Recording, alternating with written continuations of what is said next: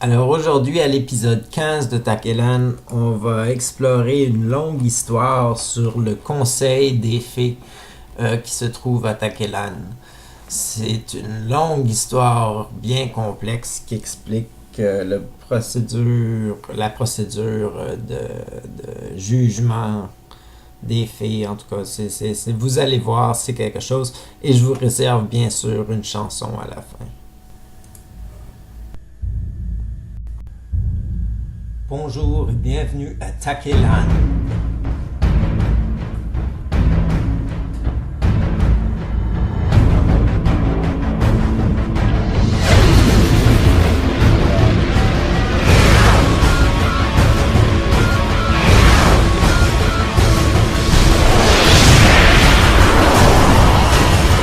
Wondering if I should post them or not on YouTube, and I'm saying to myself, no way, I'm not gonna post these clips. Parlons d'abord et avant tout des fées, en abordant les 8 maisons de fées qui se trouvent sur le Conseil des Fées dans Takelan. Conseil que l'on nomme parfois Horloge des Fées ou le Concert des Fées, qui entoure le porte-parole du Lapin Blanc. Je débute en ordre d'importance au niveau du rang royal de chaque espèce. Or débutons avec la maison de la haute noblesse, comprenant les fées de noblesse et les fées des éléments, que l'on nomme aussi les scintilles ou les demoiselles de l'air. Ensuite vient la maison de propriété, qui comprend les différentes espèces de lutins, de gnomes, de kobolds et de chimères. Puis la maison de la découverte, où l'on trouve les murmures, les génies, les troubadours et les bardes, et la maison des folichons, où l'on trouve les gnolls, les pitchous, les carcus et les hommes oranges. Après coup, l'on trouve la maison du fantasme, qui comprend les farfadets, les trolls, les ogres et les gobelins. Suivi de la maison des acteurs, qui comprend les elfes, les choux, les vampires, les garous. Et vient la maison du renouveau, où l'on trouve les ravageurs et les scribes, pour terminer avec la maison du rêve, où l'on retrouve les fées célèbres comme le bonhomme 7 heures, le croque-mitaine, la fée des dents, le Père Noël, le lapin de Pâques et ainsi de suite. Pour chacune de ces maisons, qui est en fait son groupe d'appartenance, l'un pourrait en parler pendant des heures. Or, résumons en disant que le conseil comprend toutes sortes de fées et êtres fantastiques qui existent. La salle du Conseil des Fées est parfois immense et parfois petite. Elle a juste sa taille pour y accommoder les êtres fantastiques qui s'y trouvent, pouvant y abriter des créatures fantastiques de toute taille. L'on y a déjà vu siéger une chimère baleine qui militait pour la cuisine biologique. Bien entendu, il y eut une forte opposition en provenance des kobolds, des gnolls, des trolls, des ogres et des gobelins. Même les vampires s'y ont opposés. Au niveau de son décor, celui de la salle du conseil, le sol est d'un marbre foncé noir, avec des éclats d'éclairs blanches similaires à si l'on imaginait des nuages dans l'espace. Ensuite se trouvent des rampes ouvragées en bois de frêne, d'une teinte d'un brun beige tirant au blanc, séparant les allées divisant les 8 maisons, se trouvent assis sur des chaises de chêne, rembourrées d'un coussin de velours rouge et soyeux, les membres présents dans l'auditoire du conseil. Les murs de cette pièce octogonale sont faits d'un bois de peuplier à titre de poutre entourant des grandes briques de pierre massive d'un gris foncé presque noir. Le plafond laisse place à une coupole faite en porcelaine blanche représentant une fresque de petits personnages en bas-relief qui représente l'ensemble des fées à l'origine parmi les anges de chérubins. Au centre de la pièce se trouve la scène, où il y a l'estrade du porte-parole du Lapin Blanc, une sorte de petite tourelle fabriquée, elle aussi en bois de frêne, située au centre de la pièce. Entourant l'estrade du porte-parole se trouvent 8 portes magiques qui se tiennent que par leur cadrage dans les airs. Il s'agit de 8 portes magiques ouvrant des portails pour convoquer les accusés ou pour accueillir les demandeurs qui demandent faveur au conseil. N'empêche, la salle du congrès se trouve dans une localisation secrète. L'on n'y accède que lorsque le conseil nous y convoque, ou lorsque l'on demande de voir le conseil après avoir été jugé non coupable de nos crimes. Pour atteindre le conseil, l'un se doit de traverser un cadrage de porte qu'il croit normal. En traversant le cadrage, si convoqué par le conseil, celui-ci se transforme en portail magique nous menant au conseil des fées, qui lui nous juge selon l'ordre des fées. Et croyez-moi que toute fée est coupable d'au moins un crime sur cette charte, car la charte fut conçue par les membres du Conseil. Or, l'on y trouve des lois telles que aucun droit à la vie si l'un ne possède moins que 3 yeux.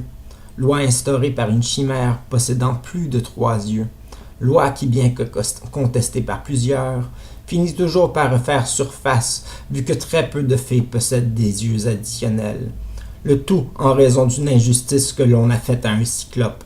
L'accusant de n'avoir qu'un seul œil, disons que les chimères ont vu préjudice possible sur leur espèce et ont décidé de mettre une série de lois absurdes en place.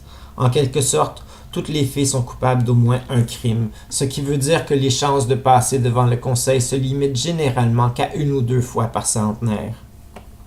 Dirigeant le conseil des fées se trouve le porte-parole du Lapin Blanc. Le porte-parole peut provenir de n'importe quelle maison des fées, mais celui-ci doit être voté à l'unanimité pour représenter les différentes maisons. Ce qui fait qu'en général, le porte-parole est une fée de noblesse, car rares sont ceux qui s'opposent aux fées de noblesse, puisque celles-ci ont le pouvoir de diriger toutes les fées que par un simple murmure. Il faut une volonté de fer pour s'opposer à la volonté d'une fée de noblesse. N'empêche, le porte-parole du Lapin Blanc est celui qui accorde le droit de parole aux membres du Grand Conseil. C'est lui ou elle qui oriente la discussion du procès des êtres féeriques, fantastiques et magiques, voire même les êtres maudits, vu que les vampires peuvent également passer sous le procès. Or, la procédure est simple lorsqu'on passe devant le Grand Conseil. On attend que le porte-parole du Lapin Blanc désigne une ou plusieurs maisons pour identifier les crimes et offenses effectués par l'accusé, et généralement, il choisit les maisons qui comptent le plus d'accusations. Puis, l'on donne le droit de parole aux maisons choisies par l'accusé pour le défendre. En général, l'accusé a le droit de choisir jusqu'à 3 maisons pour le défendre. Il choisit ces maisons au hasard parmi les choix des gens présents dans l'assemblée. Finalement, l'on donne le droit de réplique à l'accusé, qui lui peut tenter de trouver un moyen de convaincre le conseil de ne pas mettre fin à son existence. Car souvent, lorsqu'on se trouve coupable d'un ou plusieurs crimes selon les lois des fées, l'on est banni de l'existence à jamais. On se fait effacer du réel comme si l'on n'avait jamais existé. Le tout n'enlève pas que le Conseil des fées est une institution qui mérite de rester en place. Bien que l'on peut par malchance s'y trouver jugé, il devient possible de faire appel au Conseil des fées pour que celui-ci nous donne aide. Car une fois que l'on a été jugé, non coupable ou innocent de nos offenses, l'on peut faire appel à lui pour qu'il nous apporte aide et nous donne récompense. Et cette aide peut venir sous toute forme, car chaque maison est obligée de répondre à la demande, et chaque maison possède des moyens différents pour arriver à une même fin. Maintenant, l'on pourrait s'attarder à voir qui siège sur le Grand Conseil, mais pour cela, il faudrait que j'explore chaque maison en détail. Or, je vous laisse sur cette image du Grand Conseil des fées. Passez une excellente soirée et au revoir.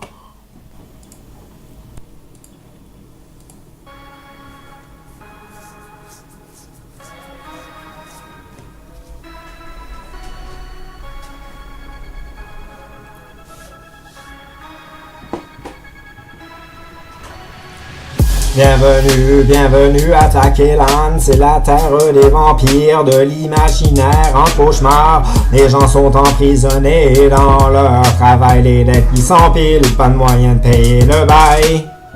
Les ressources alimentaires sont les seules à pouvoir offrir un moment de répit. Je me repose aussi, je prends mon numéro et je me tiens en ligne. J'attendrai pour passer, on me donne la charité. Bienvenue à Takelan, c'est la terre des vampires, de l'imaginaire en cauchemar. Les gens sont emprisonnés dans leur travail, les dettes qui s'empilent, pas de moyen de payer le bail. On se retrouve empoisonné par les moyens de filtrage. Notre eau est affectée pour qu'on devienne stérile. On apprivoise le cancer pour pouvoir contrôler la masse. Je sais que c'est dégueulasse, mais ça nous crache au visage. On est médicamenté pour pouvoir surmonter la vie. Je sais que c'est difficile, mais je me trouve ici. Bienvenue à Takelan, c'est la terre des vampires, de l'imaginaire en cauchemar. Les gens sont emprisonnés dans leur travail, les dettes qui s'empilent, pas de moyen de payer le bail. Je ne saurais comment dire que je recherche le désir. J'aimerais pouvoir gagner à la loterie et me camoufler des monstres surtout quand la nuit elle tombe, au moment où il fait sombre. Existe-t-il une formule magique, dire abracadabra, tu n'existes pas, mais pourtant l'odeur du sang t'excite, et le soleil te brûle, il te brûle le visage.